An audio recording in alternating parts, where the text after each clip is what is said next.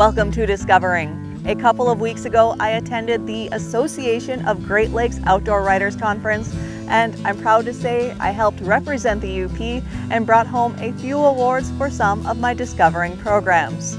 One of those awards was third place in the hunting category for the grouse and woodcock story that I did last year that I'm actually going to share with you again tonight because I'm on vacation. Denver! Michigan is where my heart's at. This is my favorite place up here in the Upper Peninsula of just about anywhere in the world. But it is also absolute superb ruffed grouse and woodcock hunting. So sit back and relax. It's Monday night and it's time for Upper Michigan's very own Discovering. The secret streams that flow beneath the cliffs of colored stone. Forest thick and healthy with birch and pine and oak, surrounded by the greatest lakes this world has ever known. The black bear's awesome presence as he roams the hills and fields. Call of the timber wolf, the loon's lonesome trill, the eagle soaring high above, the trout lies deep and still. These are what I treasure, the only way I measure feelings that I have for this fine land. There is so much to discover when you're a long-time lover of northern Michigan.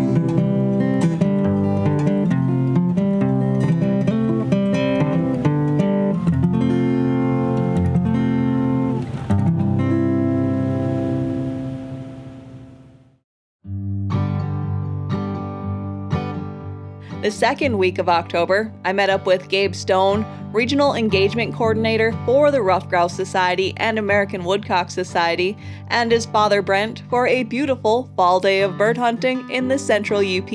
Wherever he's at, this is my father, Brent. We've been coming up here in the UP. This is our, fourth annual grouse camp. We try to do this week a year, Dad?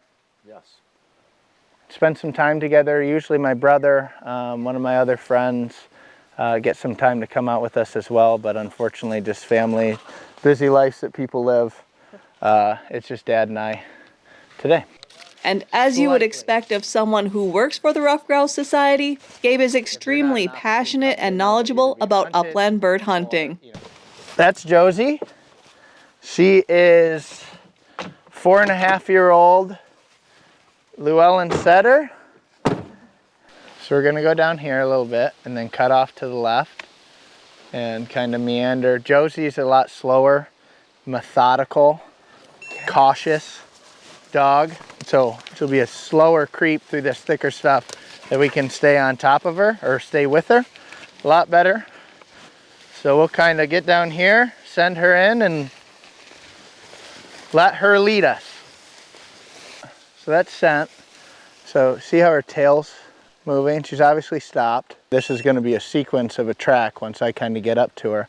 But she's sitting there and her mouth's going and she's just effectively eating scent right now. So let's see where this leads us. Josie.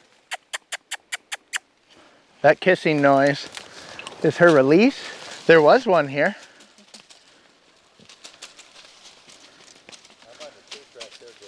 Okay. Josie does not want to get out of Dodge here. Come on. They're Llewellyn setters. They're closer working, but they're tracking style dogs. Bred specifically for ruffed grouse, which is a very, very cagey, for lack of a bunch of other words, game bird that can wild flush, that up here in the UP they are known to run a ton. Every time they go on point does not mean there's going to be a bird in front of them. And quite frequently it becomes a sequence of what I like to say kind of cat and mouse or cat and grouse. In our case, where it's a point, track, where the bird is running, trying to evade the dog, and we're playing kind of leapfrog to catch up with the dog and hopefully at all points ends with the bird flushing. Ideally, they would like to just give you the slip without flying. And we're trying to get them to fly. Josie, woodcock! I cannot believe I missed that bird. Yeah.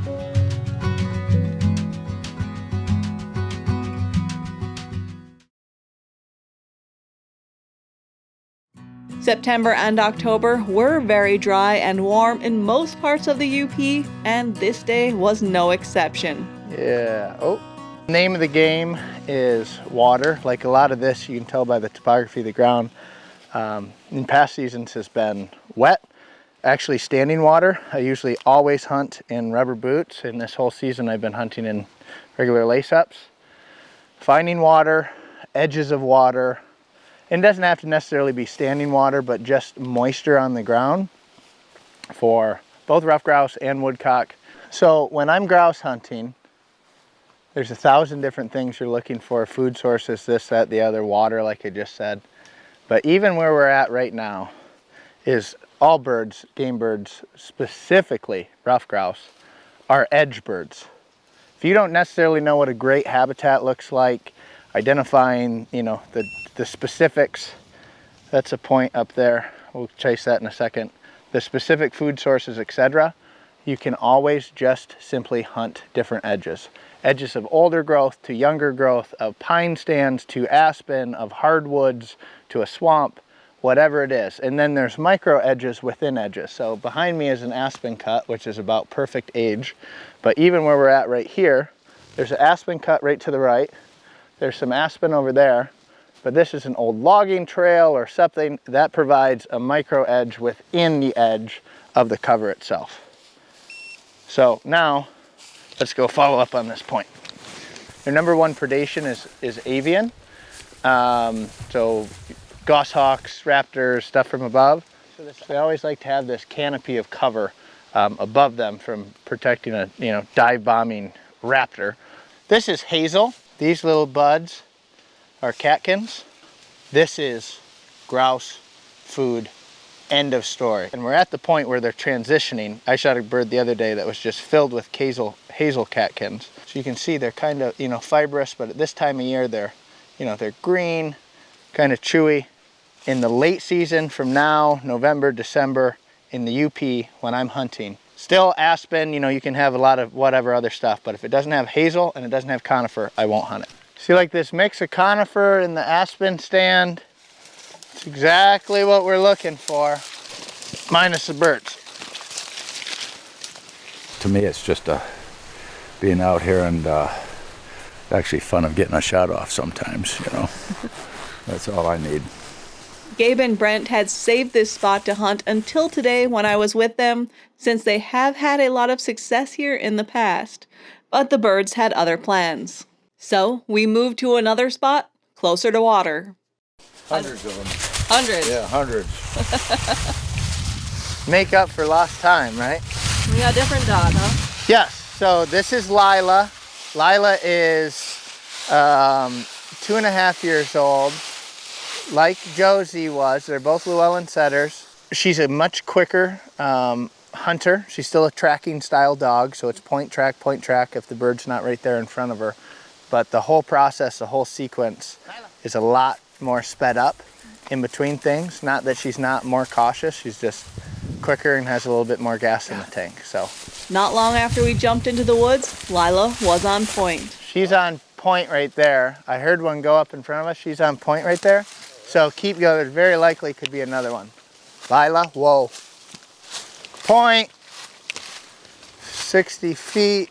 She's up there. If you have a lane here or there. Gabe went one way, I went the other, and... Dead bird! Oh, and a woodcock!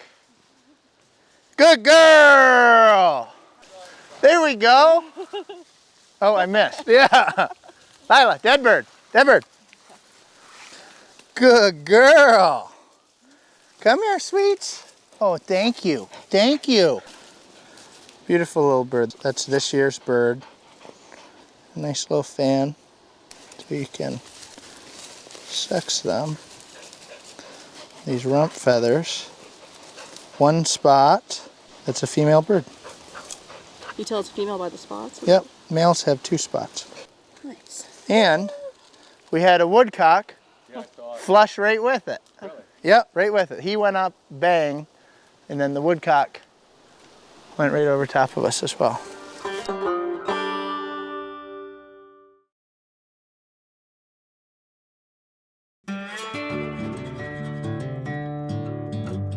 If you can see, she's like entirely on the ground. Since we're recording this, it probably won't happen, but the closer they are to the ground, generally the closer the bird is to them. So without going into scent theory and the whole 9 yards, she has more scent. She hits the ground, being cautious. Likely there's a bird in front of her, probably a woodcock. There certainly was a bird here. There we go, another point.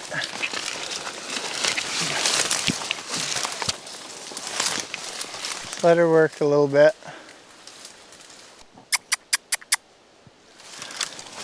There he goes. Nope. Got that spruce tree though. That's grouse hunting. I got hung up on this one. Okay. Yep, right here. Woodcock! Wow. Man, we can't kill a woodcock to save our lives today. Get it? No. But blowdown. Yeah. Yeah, that bird was right there under this base of this blowdown. Flew up an acrobat starship. Come on, Lila. Cool. All right. Ruffed grouse will humble just about anybody. They love blowdowns, or like we're in Aspen, we're on the edge here. And then this creates this little pocket of cover. Imagine if you're a little bird. You feel much more protected in that. Pockets of conifers or like a blowdown pile of trees, logs. There it goes! Good girl. I don't think I got it. No. That was the thunder. Yeah, he came out of, if I would have stayed there, by the time right after he knocked me down. Good girl, Lila. Good girl. Where'd it come up at? Right there. Right here? Yeah. Cool. That was fun. That was fun. That's what we're here for. Good job, Lila. It's a pretty point, Lila. I'm gonna swing out.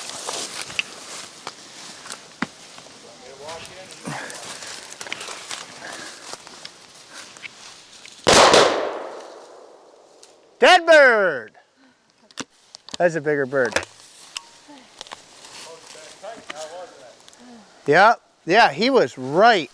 That bird was tucked in under this log, and she was sitting about 8 feet away from him. That's a happy dog. That's a pretty bird. Good girl. Come here. Come here. Good girl. Oh, hey, hey, hey. That is we lost some of it. That is a monster bird. We lost some of these, which happens when you get shot. But that is a beautiful, beautiful, big, mature grouse. So that 2 spots, that's a male. That's a big male. And it's ruffs, that's where they get the name ruffed grouse. It's not ruffled, but those big feathers, those black feathers there, well, they're very territorial bird. Those will pop up, very similar to that, and he'll strut his stuff and flick his tail, but those ruffs will puff right up. He's the boss around here. And that is why, amongst many other things, they're commonly referred to as the king of the uplands, or the king of the forest. Just a beautiful, beautiful bird. The difference in size. This guy's like that. This guy's is all day twice the size of that. It's what's fun about ruffed grouse hunting is every one of them is a trophy. And I think you gave that one a little loving too.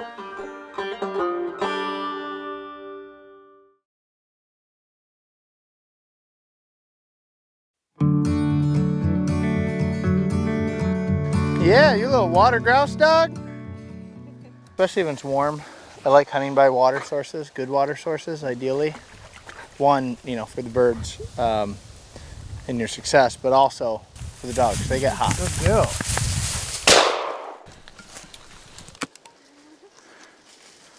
I cannot kill a woodcock to save my life today. And I got a tree. Did you get that on camera? Yeah. See, there's the top of the tree that used to be. Straight into the tree. 50 yards up. We saw a lot of woodcock on this day, and finally everything came together to give us a good shot on this one. Oh, there. Okay, got a woodcock after 4 attempts. Good girl. Good girl. This dog is a little super retriever. Oh, that's a good girl. Yes, thank you, babe. Beautiful woodcock. That's a big one. The females are bigger than the males. This is going to be a female for sure. One trick you can do is a dollar bill test. So I don't have one with me right now, but you take a dollar bill and you put it in their beak. And if the beak extends past the dollar bill, it's a female. Beautiful bird. So as I showed you earlier, the ruffed grouse have a tail fan.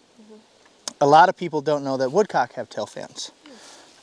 They're much smaller, but beautiful, all their own. So you can see, it's a beautiful little fan. They use them for mating displays when they're painting or doing their sky dances in the spring. We call the ruffed grouse the king of the game birds. And the woodcock, or timberdoodle, or mudbat, or bog sucker, whatever you want to call them, the prince of the uplands as well. And obviously I work for the Ruffed Grouse Society. 2024 is a really special year for us because it's a 10-year anniversary. Lila really wants us to go shoot that bird. It's a 10-year anniversary of the American woodcock. So, beautiful bird. Let's go see if she's got another one. Where you at, Pops? That was all the birds that hit the ground. Gabe and Brent did have a couple more shots after that woodcock. I would call it a pretty good day in the birdwoods. As we mentioned earlier, Gabe works for the Ruffed Grouse Society. So I am the Regional Engagement Coordinator for the Ruffed Grouse Society and American Woodcock Society here in the great state of Michigan, Ohio, Indiana, and Illinois. Thanks, Josie. But previously, I've been with RGS for about 3 years now. Previously, I was the coordinator in Wisconsin in the western Upper Peninsula of Michigan. So Ruffed Grouse Society and American Woodcock Society, we are a member-based organization like a lot of other conservation groups. We have various different memberships, but all the way down $35 level. Folks get magazines, we get invited to local chapter events. Here in the UP of Michigan, we have a handful of chapters. We have one in St. Ignace. We have a chapter that's in the process of being restarted not too far away from here in Marquette, which is my favorite city in the whole state. We have a chapter in Ironwood. We have a chapter in Iron Mountain. And we also have an excellent chapter in the Keweenaw, our Houghton chapter. But if anybody has any interest of joining, I encourage, my dream as a ruffed grouse hunter is to get everybody that hunts ruffed grouse and American woodcock to become members. If that was the case, we would have such a strong forward-facing power in conservation to deliver the type of habitat that these birds need in a multitude of states. So every membership matters. It's a great place for community, camaraderie, meeting like-minded folks and individuals. Anybody that's interested in volunteering, they can get a hold of myself or other contacts on our website at ruffedgrousesociety.org. And I would encourage everybody that is a hunter of ruffed grouse and woodcock to become a member. That's all for tonight, and I hope to see you right back here next week for Upper Michigan's very own Discovering.